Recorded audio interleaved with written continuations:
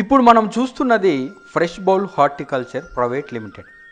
ఇక్కడ గత 5 సంవత్సరాలుగా పుట్టగొడుగులను పండిస్తున్నారు. ఈ కంపెనీ కాలువ గ్రామం కర్నూలు జిల్లాలో ఉంది. ఈ కంపెనీని 30 ఎకరాల విస్తీర్ణంలో దాదాపుగా 100 కోట్లతో నిర్మించారు.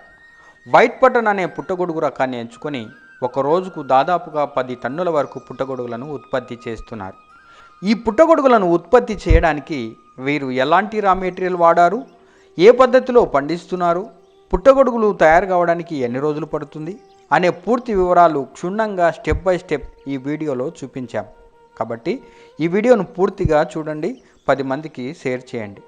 పూర్తి వివరాలను మనకు వివరించడానికి మనతో సిద్ధంగా ఉన్నాడు ప్రొడక్షన్ మేనేజర్ జనార్దన్ రెడ్డి.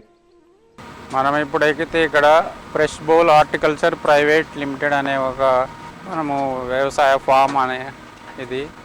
ఇందులో ఏంటంటే మనకు fresh bowl horticulture private limited అనే దాంట్లో పుట్టగొడుగుల ఉత్పత్తి అనేది చేస్తూ ఉన్నాం. అంటే ఇది ఒక భారీ పరిశ్రమలాగా లేదా మధ్యతరగతి పరిశ్రమలాగా మనము ఇది దానికి మధ్యతరగతి కిందికి లేదా సూక్ష్మ మధ్యతరగతి కిందికి అనేది వస్తుంది. ఈ పరిశ్రమలు ఏంటంటే మనము వ్యవసాయం లాగానే ఇది యాంత్రిక పద్ధతిలో పుట్టగొడుగులను పెంచడం అనేది జరుగుతుంది. ఇక్కడ ఏంటంటే మెయిన్గా వైట్ బటన్ మష్రూమ్స్ను ఉత్పత్తి చేస్తాము. దీనికి సంబంధించి ఏంటంటే మనకు కావాల్సింది ఇది కాల్వా విలేజ్, ఇక్కడ హుసేనాపురం దగ్గరలో ఉంది. కాల్వా విలేజ్ అనేది ఇక్కడ ఒక 30 ఎకరాల స్థలము తీసుకొని యాజమాన్యము 2018లో ఈ కంపెనీని కట్టడం స్టార్ట్ అయింది. ఇది 18 జూన్ లోపల ఇది మొదటి బ్యాచ్ అనేది స్టార్ట్ చేయడం జరిగింది. జూలై నుంచి అంటే ఆగస్టు లోపల దీని ఉత్పత్తి అనేది ప్రారంభమైంది. అంటే ఇప్పటికి మనకు ఒక 5 సంవత్సరాల నుంచి ఉత్పత్తి స్టార్ట్ అయింది. మొదటి 5 సంవత్సరాలు ఇక్కడ మనకు 5 టన్నుల ఉత్పత్తితోటి ప్రారంభించారు. ఇది కంపెనీ ఉత్పత్తి చేసినప్పుడు ఏంటంటే పుట్టగొడుగులు మనకు ఒక 25 గ్రోయింగ్ రూమ్స్ కట్టి అక్కడ ఉత్పత్తి అనేది ప్రారంభం చేశారు. దాని తర్వాత ఇంకొక 12 రూములు ఎక్స్టెన్షన్ చేసి ఇంకొక మొత్తం 37 రూముల వరకు పెంచారు. ఇందులో ఏంటంటే మనకు ఈ పరిశ్రమ లోపల మనకు వైట్ పుట్టగొడుగులు అంటే తెల్ల పుట్టగొడుగుల ఉత్పత్తి అనేది జరుగుతుంది. ఇది పుట్టగొడుగులకి ఏంటంటే మంచి ప్రాచుర్యం పొందినటువంటిది. ప్రజలు ఏంటంటే ఇది ఇష్టంగా తినేటువంటి మనకు ప్రోటీన్ ఉండేటువంటి కూరగాయలు. ఇది ప్రోటీన్ ఎక్కువగా ఉంటుంది, మళ్ళీ మనకు డి విటమిన్ అనేది ఎక్కువ లభిస్తుంది. దీనిలో కొలెస్ట్రాల్ కానీ ఫ్యాట్ కానీ చాలా తక్కువ మోతాదులో అసలు ఉండదు. ఫ్యాట్ అనేది అసలు ఉండదు, కొలెస్ట్రాల్ అనేది అసలు ఉండదు. డయాబెటిక్ పేషెంట్స్ కానీ మనకు బీపీ పేషెంట్స్ కానీ అందరు కానీ వృద్ధులు కానీ పిల్లలు కానీ ఎలాంటి వారైనా ఈ పుట్టగొడుగులను వండుకొని లేదా మష్రూమ్స్ను మనము సూప్ చేసుకొని లేకపోతే వివిధ రకాల బిర్యానీలు చేసుకొని ఏదైనా చేసుకొని మనం ఉపయోగించుకోవచ్చు. ఇది ఆరోగ్యానికి మంచి బలవర్తకమైనటువంటి పౌష్టిక ఆహారంగా మనం తీసుకోవచ్చు. దీన్ని బిర్యానీ చేసుకోవచ్చు, మిక్స్డ్ వెజిటేబుల్ కర్రీ చేసుకోవచ్చు, రకరకాల వంటలతోటి. ఇది ఏంటంటే మంచి ఒక రకమైనటువంటి కూరగాయలటువంటి సంబంధించింది అనమాట.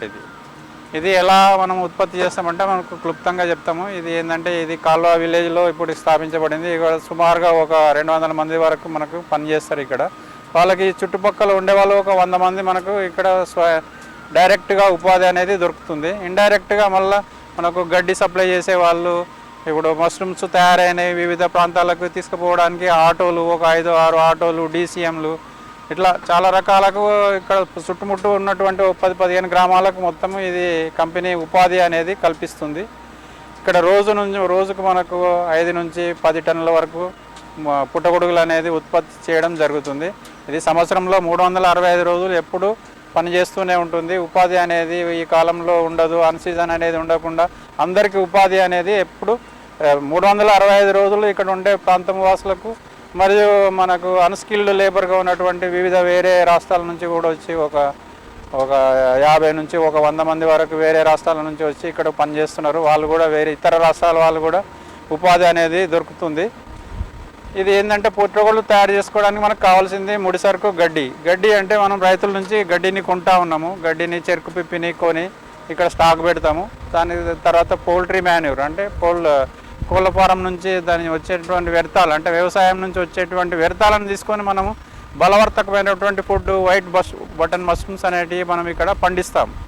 పండించడానికి ఏంటంటే ఇది పండించడానికి మొత్తం కలిసి మనకు 60 రోజులు పంట కాలం. ఇది ముందు 15 రోజులు మనకు ఎరువు తయారు చేసుకోవాలి, కంపోస్టింగ్ అంటాం దాన్ని.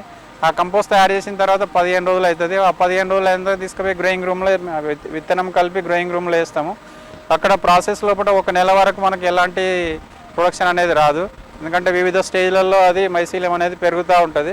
పెరిగిన తర్వాత 1 నెల రోజులు 31వ రోజు నాడు మనకు చిన్న పిన్స్ అనేటివి వస్తాయి. మనం 31 నుంచి 32వ రోజు నుంచి ప్రొడక్షన్ అనేది స్టార్ట్ అవుతుంది. అట్లా వచ్చిన ప్రొడక్షన్ ఒక 13 నుంచి 14 రోజులు 15 రోజులు మాత్రమే ప్రొడక్షన్ తీసుకుంటాము. ఆ బ్యాచ్ అయిపోతుంది.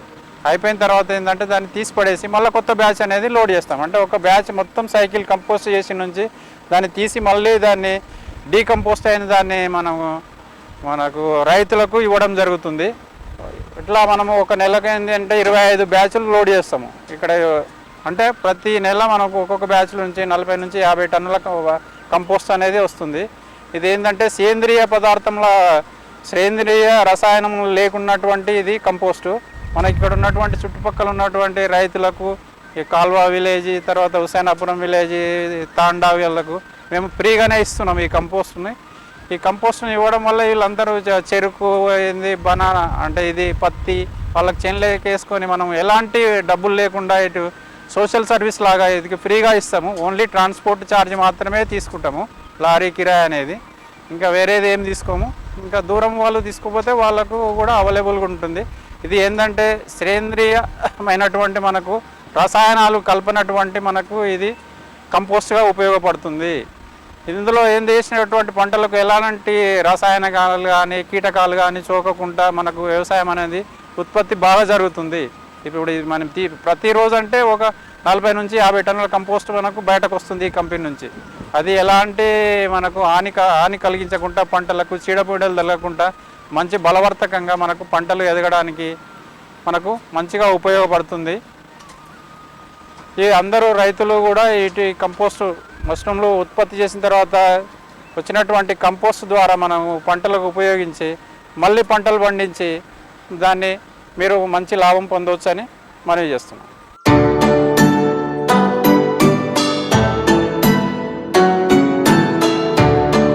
కంపోస్ట్ తయారు చేయడం ముందు మొట్టమొదటగా ఇక్కడ స్టార్ట్ అవుతుంది. ఇక్కడ ఏంటంటే మనకు ఒక బ్యాచ్కి సరిపడా గడ్డిని మనము వేమెంట్ చేసుకొని సరిపడా గడ్డిని ఇక్కడ వేసుకుంటాం. ముందు వేసుకున్న తర్వాత దాన్ని ఒక జేసీబీ తీసుకొచ్చేసి ఇది 2 ఫీట్ల నీళ్లు ఉన్నటువంటి ఈ సోక్ పిట్ అంటాం దీన్ని. ఈ సోక్ పిట్ లోపల ముందు ఈ జేసీబీ ద్వారా గడ్డిని నానబెడతాం. 5 నుంచి 6 గంటలు నానబెడతాం. నానబెట్టిన తర్వాత సరిపడా నానిన తర్వాత దీన్ని తీసుకొచ్చి ఇది మెటీరియల్ను గడ్డిని తీసుకొచ్చి బయట ప్లాట్ఫారం మీద వేస్తాం. ప్లాట్ఫారం మీద వేసిన తర్వాత మనకు కావాల్సిన చికెన్ మాన్యూరు జిప్సం వేమెంట్ చేసుకొని దాని మీద పైన వేసి జేసీబీ ద్వారా కలుపుతాం.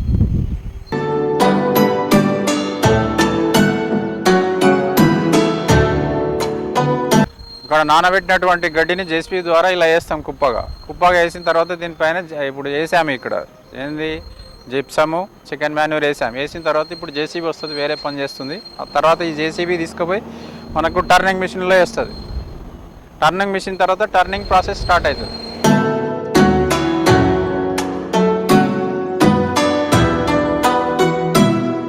నానబెట్టిన తర్వాత 5-6 గంటలు నానబెట్టిన తర్వాత పైన వేస్తాము. పైన వేసిన తర్వాత దాంట్లో పౌల్ట్రీ మాన్యూర్ యాడ్ చేస్తాము. పౌల్ట్రీ మాన్యూరు జిప్సం కావాల్సిన మోతాదులో మనకు ఏ మోతాదు అయితే ఒక బ్యాచ్కి సరిపడా మెటీరియల్ను అక్కడ మిక్స్ చేయడం జరుగుతుంది. ముందు జేసీబీ ద్వారా మిక్స్ చేసినటువంటి గడ్డి ఈ మిశ్రమాన్ని మొత్తం మనము టర్నింగ్ మిషన్ అంటారు దీన్ని. ఈ టర్నింగ్ మిషన్లకు ఆ మిశ్రమమైనటువంటి గడ్డిని తీసుకొచ్చి టర్నింగ్ మిషన్లో వేస్తాము. టర్నింగ్ చేసేసి మొత్తం మిక్స్ చేసి వెనకకి వేసేసి పైల్ ప్రిపరేషన్ అనేది అంటారు దీన్ని. ఈ పైల్ అనేది ప్రిపేర్ అవుతుంది.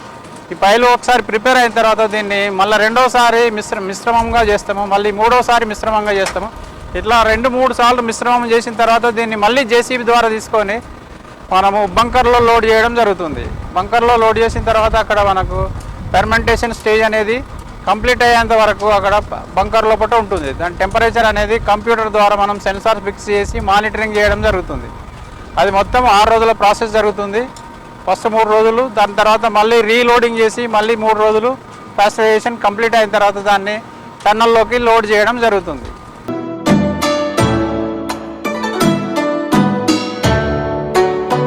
ఇప్పుడు టర్నింగ్ అయిపోయిన తర్వాత మనము మెటీరియల్ తీసుకొచ్చేసి ఏంటంటే జేసీబీ ద్వారా ఇలా టన్నల్ లోడింగ్ చేస్తాం, బంకర్ లోడింగ్ చేస్తాం. దీన్ని బంకర్ అంటారు. బంకర్లో ఏం చేస్తాం, జేసీబీ తెచ్చి లోడ్ చేస్తాం. లోడ్ చేసిన తర్వాత ఇందులో బంకర్లో మనకు పాస్టరైజేషన్ జరుగుతుంది. కంపోస్ట్ పాస్టరైజేషన్లో ఏమవుతుందంటే మనకు సెల్యులోస్ ఉన్న మెటీరియల్ను మనకు వామప్ అయిపోయి మనకు దాంట్లో లోపల ఉండే అటువంటి టెంపరేచరు స్లోగా మనకు 75 degreesకి రీచ్ అవుతుంది. అప్పుడు ఏంటంటే హార్మ్ఫుల్ ఉన్న బ్యాక్టీరియా కానీ ఫంగల్ కానీ చనిపోతుంది.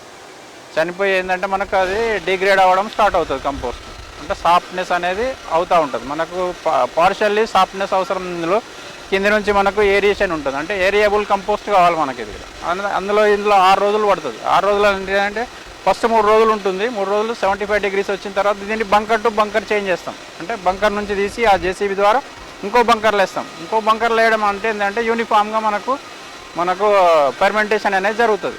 అది ప్రాసెస్ ఇక్కడ.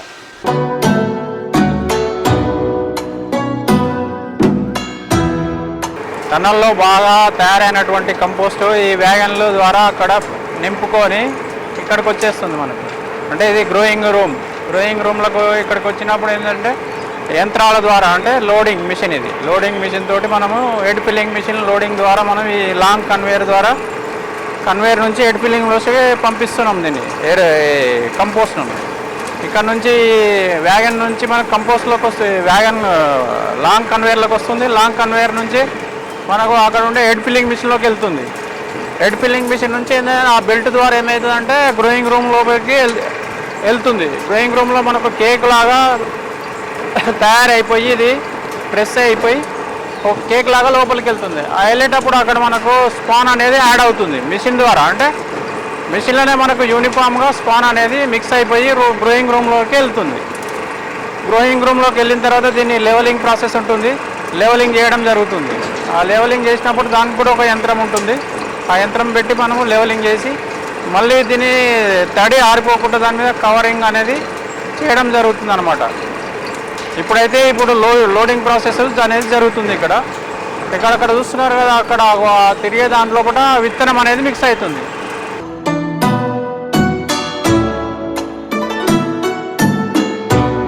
ఇది స్పాన్ అనమాట. ఇది స్పాన్ అంటే మష్రూమ్ యొక్క విత్తనంను స్పాన్ అంటాం మనం. తయారైనటువంటి స్పాన్ను మనం ఇక్కడ తీసుకొచ్చి తయారైనటువంటి కంపోస్ట్లో రెండింటిని హెడ్ ఫిల్లింగ్ మిషన్ ద్వారా మిక్సప్ చేసి ఇట్లా బెడ్ ఫిల్ చేసి లోపలికి పంపిస్తాం. అక్కడ వించ్ ద్వారా లోపలికి వచ్చేస్తుంది, ఫిల్ అయిపోతుంది. అంటే ఇక్కడ ఉండే తెల్ల కనబడే గ్రెయిన్స్ అనేవి స్పాన్ అనేది కంపోస్ట్లో మొత్తము మిక్స్ అయిపోయి కలిసిపోయి లోపలికి వస్తుంది. ఇట్లా అంటే ఇది బెడ్ సిస్టమ్ ఫామ్ అనమాట. ఇది కొన్ని ఫామ్లలో అయితే బ్యాగ్ సిస్టమ్ ఉంటుంది. ఇది మనకు బెడ్ సిస్టమ్. అంటే ఒక సైడ్ 7 బెడ్లు, ఒక సైడ్ 7 బెడ్లు మనం హెడ్ ఫిల్లింగ్ మిషన్ ద్వారా మనము లోడ్ చేస్తాం. ఇది ఫస్ట్ డే అనమాట. అంటే ప్రాసెసింగ్ లోపల కంపోస్ట్ గ్రోయింగ్ లోపల ఇది ఫస్ట్ డే. ఇప్పుడు లోడ్ చేసినామంటే దీన్ని ప్రాసెస్ అయ్యి మొత్తం నడిచి దీనిలో గ్రో అయిపోయి మైసీలేమో ఫ్రూట్ బాడీ వచ్చే వరకు మనకు 33-32 రోజులు అవుతుంది. అప్పుడు మనకు ఫస్ట్ మష్రూమ్ అనేది వస్తుంది. అటు తర్వాత మష్రూమ్ ఏంటంటే 13 రోజులు మనకు పంట అనేది వస్తుంది. టోటల్ బ్యాచ్ సైకిల్ వచ్చేసి మనకు 45 రోజులు. ఇది ఫస్ట్ డే అనమాట ఈరోజు. ఇంకా మిగతా రూమ్లకి వెళ్ళి మిగతా ప్రాసెస్ చూద్దాం.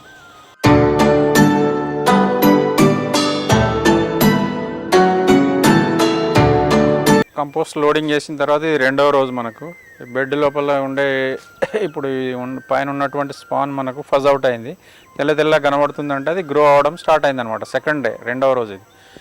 ఇది బెడ్ యొక్క టెంపరేచర్ ఏంటంటే మనం ఇప్పుడు ఈ టెంపరేచర్ 25 నుంచి 26 డిగ్రీల వరకు మెయింటైన్ చేయాలి.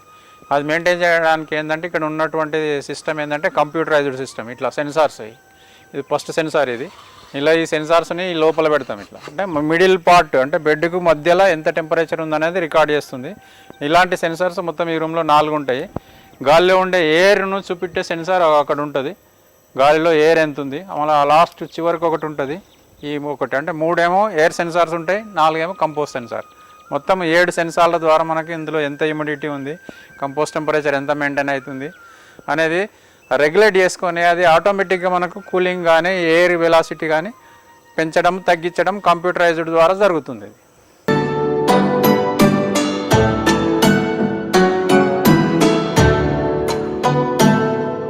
ఇప్పుడు ఈ రూమ్లో ఉండేటువంటి సెన్సార్స్ అన్నీ మనకి ఇక్కడ డిస్ప్లే అవుతాయి. ఈ కంపోస్ట్ సెన్సార్స్ ఇక్కడ 4 సెన్సార్స్ ఉన్నాయి. తర్వాత air sensor 1, 2, 3 3 sensor air temperature ఉన్నాయి. దాని యావరేజ్ ఇక్కడ వస్తుంది. ఇది ఇక్కడ హ్యూమిడిటీ చూపిస్తుంది, కార్బన్ డైఆక్సైడ్ ఎంత ఉందనేది చూపిస్తుంది. దీని మనం సెట్ పాయింట్ అనేది ఇట్లా ప్రెస్ చేసుకుంటే ఇక్కడ మనం 25 డిగ్రీలు సెట్ చేసాము. ఇప్పుడు మనకు యావరేజ్గా 25.2 డిగ్రీలు ఉంది. అంటే దానంతట అదే కంప్యూటరైజ్డ్గా ఎంత ఫ్యాన్ స్పీడ్ కావాలి, ఎంత కూలింగ్ కావాలి, ఎంత కార్బన్ డైఆక్సైడ్ కావాలి, ఎంత హ్యూమిడిటీ కావాలనేది ఆటోమేటిక్గా మనకు మానిటరింగ్ అనేది కంప్యూటర్ ద్వారా జరుగుతుంది.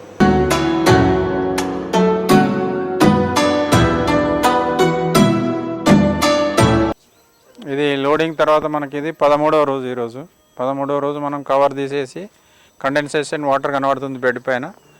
అంటే ఇది ఇప్పుడు ఈ కండెన్సేషన్ ఇలా కనబడుతుందంటే ఇది కంపోస్ట్ మెచ్యూర్ అయింది, ఇది రెడీ ఫర్ కేసింగ్ అని అర్థం అనమాట. ఇప్పుడు ఇందులో కూడా టెంపరేచర్ 25 నుంచి 26, 26.5 వరకే ఉంటుంది. అది మనకు కంప్యూటర్లో తెలుస్తుంది ఎంత ఉందనేది. దీని మీద ఒక లేయర్ అనేది 2 అంగుళాల మందంతో ఒక లేయర్ కేసింగ్ అని రేపు అప్లై చేస్తాం దీని మీద.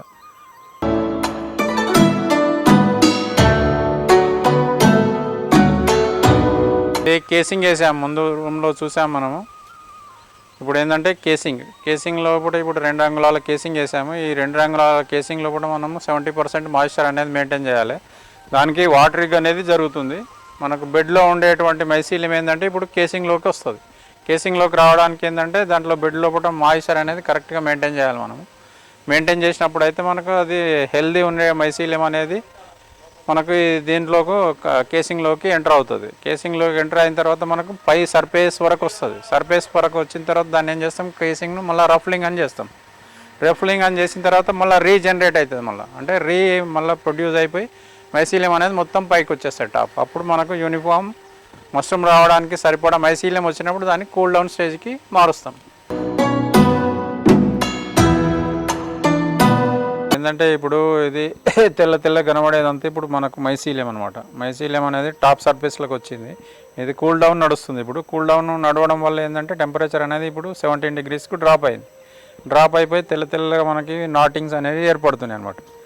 ఇప్పటి నుంచి నాటింగ్ ఏర్పడిన నుంచి ఇంకొక 8 రోజుల పాటు ఇవి మష్రూమ్స్ పుట్టగొడుగులుగా మొత్తం తయారవుతాయి. దీనికి ఏంటంటే ఇప్పుడు ఈ హ్యూమిడిటీ టెంపరేచర్ అనేది ఇప్పుడు 20 డిగ్రీస్ టెంపరేచర్ బెడ్ టెంపరేచర్ ఉంటుంది. ఎయిర్ టెంపరేచర్ వచ్చేసి మనకు 17 to 17.5 డిగ్రీసే ఉంటుంది. కార్బన్ డైఆక్సైడ్ వచ్చేసి ఇప్పుడు 1000 ppm వరకు ఉంటుంది మనకు. ఈ స్టేజ్లో అయితేనే మనకి ఇది రీప్రొడక్షన్ స్టేజ్లో మనకు ఈ టెంపరేచర్ హ్యూమిడిటీ వల్ల ఏంటంటే మష్రూమ్స్ అనేవి ఫార్మేషన్ స్టార్ట్ అవుతాయి.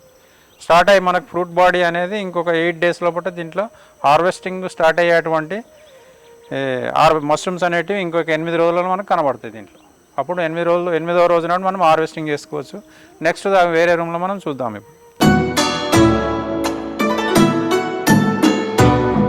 ఇది ఇప్పుడు పిన్నింగ్ వచ్చేసి మనకు 7th డే. ఇది పిన్నింగ్ స్టేజ్లో కూడా అంటే 8th డే నుంచి రేపటి నుంచి మనకి ప్రైమ్స్ అనేటివి పెద్దగా అయితే రేపటి నుంచి హార్వెస్టింగ్ అనేది స్టార్ట్ అవుతుంది. ఫస్ట్ డే ఒక 15 కిలోల నుంచి 50 కిలోల అట్లా వస్తుంది. అంటే లోడింగ్ చేసిన స్టేజ్ నుంచి చూసుకుంటే మనం ఇది 31 డే. ఇప్పుడు ఈ రోజుకు 31 డేస్కి మనకు మష్రూమ్స్ అనేటివి ఇలా బేబీ లాగా చిన్నగా పీ సైజ్ మష్రూమ్స్ అనేటివి కనబడుతూ ఉన్నాయి. మనకి ఇంకొక 2 రోజుల లోపల మొత్తం మనకు హార్వెస్టింగ్ అనేది స్టార్ట్ అవుతుంది ఫుల్ ప్లేజ్డ్గా. అట్లా హార్వెస్టింగ్ అనేది మనం ఏంటంటే 12 నుంచి 13 రోజుల వరకు దీంట్లో మొత్తం హార్వెస్టింగ్ ఈ ఒక్క రూమ్ నుంచి మనకు మ్యాక్సిమంగా 13 రోజులలో 10 టన్నులు అనేది హార్వెస్టింగ్ చేస్తాం.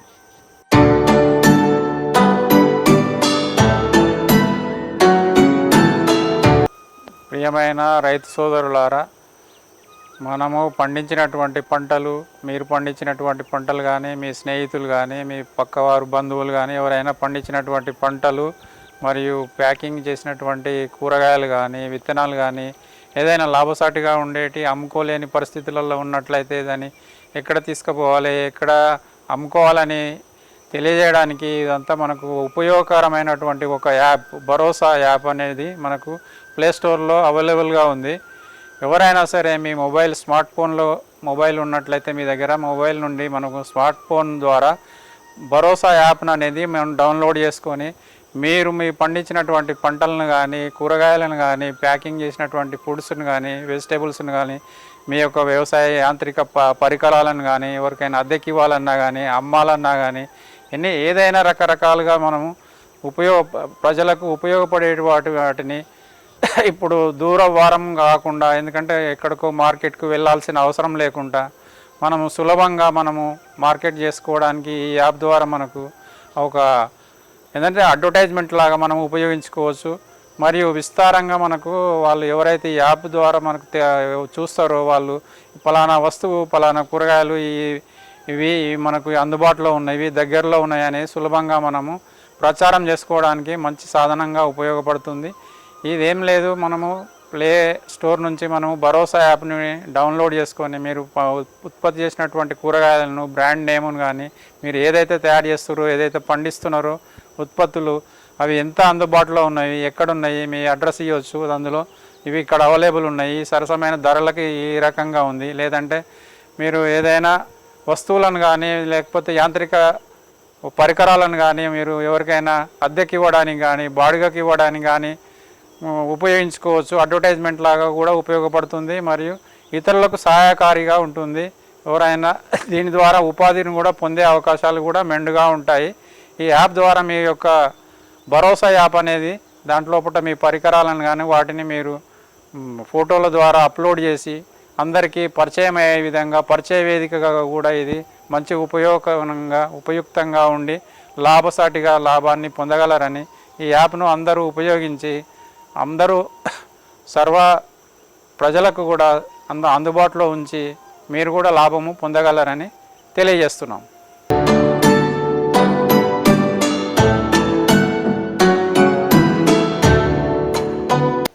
ఇది ఇప్పుడు మష్రూమ్ ఉత్పత్తి చేసే దాంట్లో ఇది హార్వెస్టింగ్ స్టేజ్.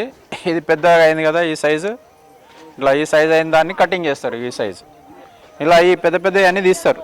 దీన్ని హార్వెస్టింగ్ స్టేజ్ అంటాము.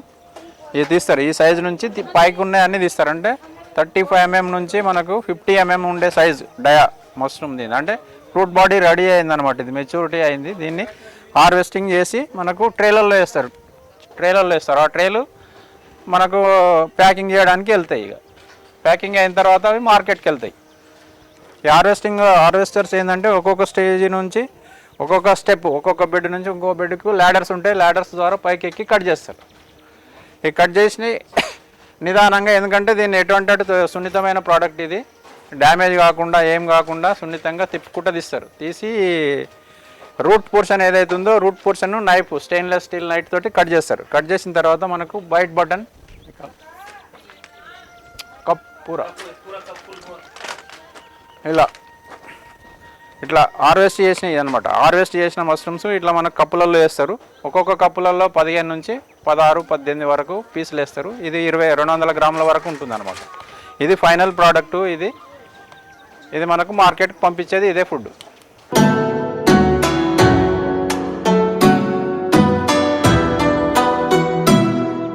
ఈ హార్వెస్ట్ అయిపోయిన మష్రూమ్స్ను ఇక్కడ ప్యాకింగ్ సెక్షన్కి వస్తాయి.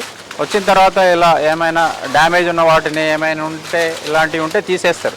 తీసేసిన తర్వాత తీసేసి దీన్ని వెయిట్ కరెక్ట్ ఉందా లేదా బ్యాలెన్స్ మీద పెట్టి 200 గ్రాములు అనేది వెయిట్ సరిగా చూస్తారు.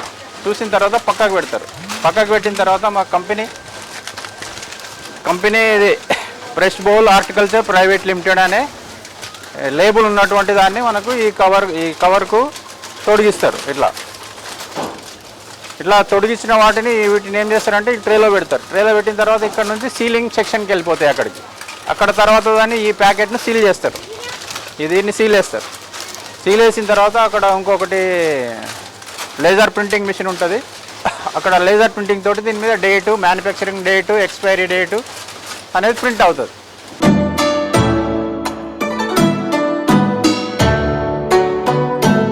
అక్కడ పేమెంట్ అయిన వాటిని ఇలా సీల్ చేస్తారు. ప్యాకెట్లు అంటే పడిపోకుండా మనకు సీల్ చేస్తారు. 200 గ్రాములు ఉన్నటువంటి ప్యాకెట్లను సీల్ చేసి ఇది లేజర్ ప్రింటింగ్ కన్వేయర్ పైన పెడతారు. కన్వేయర్ పైన పెడతారు. కన్వేయర్ పైన పెడితే మనకు ఇలా ప్రింట్ అయిపోతుంది.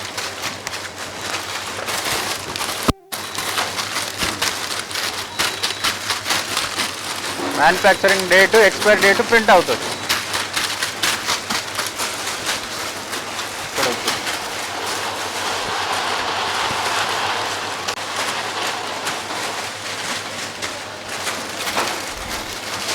ఇలా ప్రింట్ అయిన వాటిని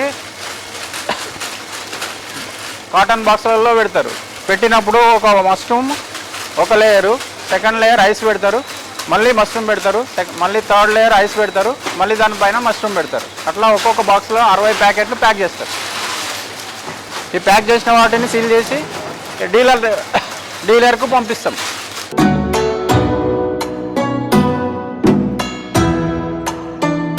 ఇలా మనకు డేట్ వేసిన తర్వాత బాక్సులలో ఐస్ పెట్టి ప్యాక్ చేస్తాం. ఒక్కొక్క దాంట్లో 60 ప్యాకెట్లు ఉంటాయి. ఈ ప్యాకు అంటే ఒక్కొక్క బాక్సు 12 కిలోలు ఉంటుంది వెయిట్.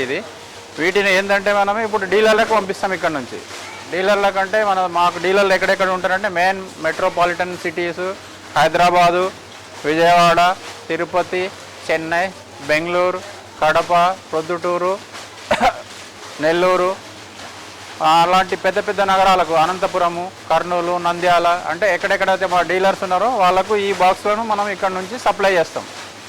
ఇదేంటంటే మనకు ప్రోటీన్ ఫుడ్. ఇది హై రిచ్ ఇన్ ప్రోటీన్ అనమాట. దీనిలో మష్రూమ్లో ఏంటంటే ముఖ్యంగా మనకు వాటర్ కంటెంట్ ఎక్కువగా ఉంటుంది. తర్వాత డి విటమిన్ అనేది ఇందులో పుష్కలంగా లభిస్తుంది. అందుకోసమే ఏంటంటే మనకి ఇది కూరగాయలలో మనకు రిచ్ ప్రోటీన్ ఉన్నటువంటి ఫుడ్ ఏదైనా ఉందంటే ఇది మష్రూమ్ అనమాట.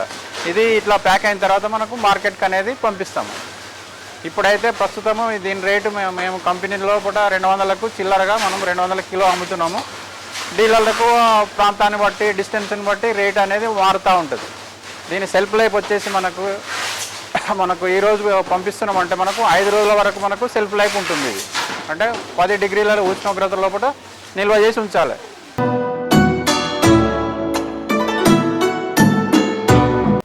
ఈ బాక్సులు ఏదైతే ప్యాకింగ్ అయినాయి మనకు ఇట్లా ట్రక్కులలో లోడ్ చేసి ఎప్పటికప్పుడు ఏ రోజుకి ఆ రోజు ప్యాకింగ్ అయినట్టు మనకు వితిన్ ద 12 అవర్స్ లోపల డీలర్లకు చేరిపోతాయి. ఎక్కడ అనంతపురం కానీ, విశాఖపట్నం, చెన్నై, విజయవాడ, తిరుపతి, ఏ నగరమైనా సరే ఇక్కడ నుంచి. ఎందుకంటే ట్రావెలింగ్ మధ్యలో ఉంది కర్నూలు. ఇక్కడ నుంచి మనకు ఒక వితిన్ 12 అవర్స్, అంటే కొన్నిటికైతే 4 గంటలు 5 గంటల్లో పోతే వితిన్ 12 అవర్స్లో మనకు కస్టమర్కి చేరుతాయి అనమాట. వెహికల్ దాన్ని కంపెనీ అరేంజ్ చేస్తుంది. ఎక్కడ పోవాలన్నా ట్రాన్స్పోర్ట్ విత్ కంపెనీ ఓన్లీ.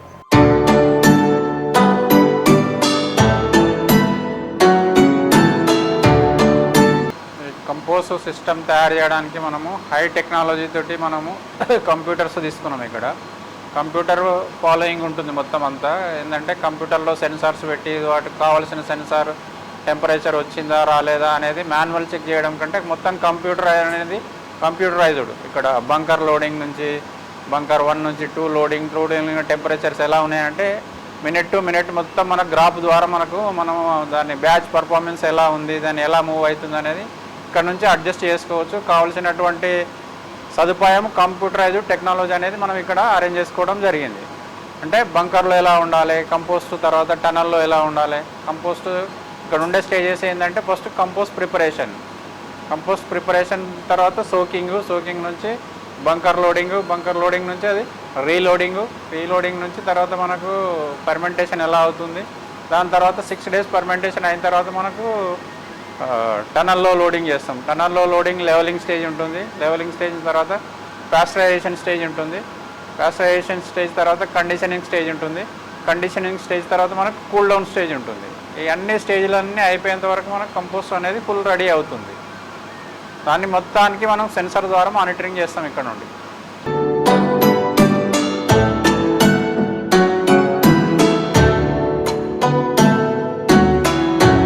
ఇది క్వాలిటీ, కంపోస్ట్లో ఉండేటువంటి క్వాలిటీ ఎలా ఉంది, రా మెటీరియల్ క్వాలిటీ ఎలా ఉంది అనేది ఇది ఒక చెక్ చేసే పాయింట్ అనమాట.